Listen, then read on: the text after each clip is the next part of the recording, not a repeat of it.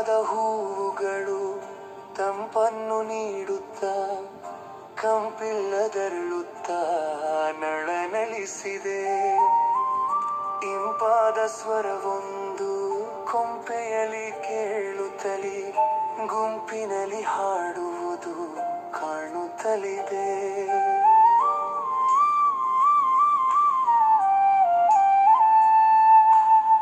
ನವರಾತ್ರಿ ಸಮಯವಿದು, ಭವದಲ್ಲಿ ಪೂಜಿಪರು ಕವನವನ್ನು ರಚಿಸುತ್ತಾ ಬರೆಯುತ್ತಿಹರು. ಸವಿಯಾದ ರಾಗದಲ್ಲಿ ಕವಿಯೊಬ್ಬ ಹಾಡಿರಲು ಭವವನ್ನು ಜನರೆಲ್ಲ ಮರೆಯುತ್ತಿಹರು.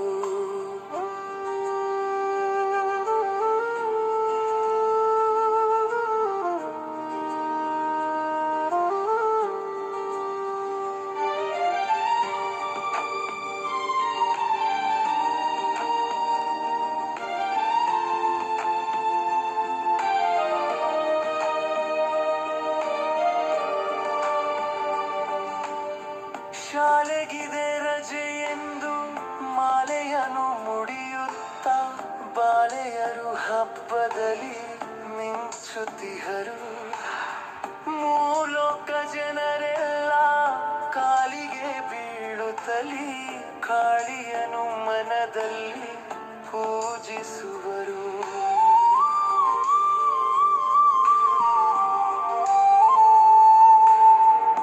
ಅಷ್ಟಮಿಗೆ ದುರ್ಗೆಯ ಕಷ್ಟವನು ನೀಡದಿರು, ನಶ್ವವನು ಕೊಡದೆ ಕಾಪಾಡೆನುವರು. ಇಷ್ಟದಲ್ಲಿ ಮಾತೆಯು ಭ್ರಷ್ಟಾಚಾರವನ್ನು ಸೃಷ್ಟಿಯಲ್ಲಿ ತಡೆಯೆಂದು ಕೇಳುತ್ತಿಹರು.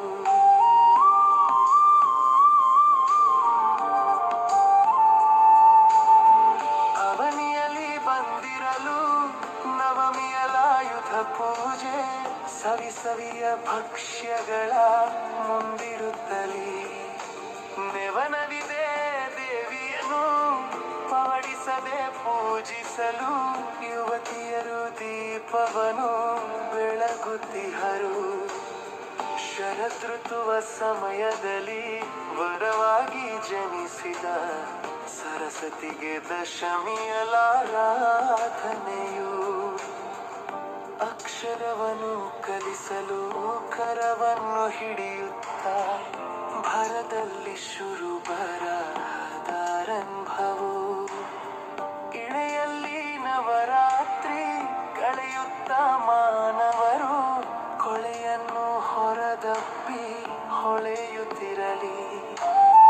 ಮಳೆ ಬಂದು ಬಿದ್ದಾಗ ಕಳೆಯಾಗಿ ಭುವಿಯೆಲ್ಲ ಹಸಿರಾದ ಸೀರೆಯಲ್ಲಿ ಮಿಂಚುತ್ತಿರಲಿ.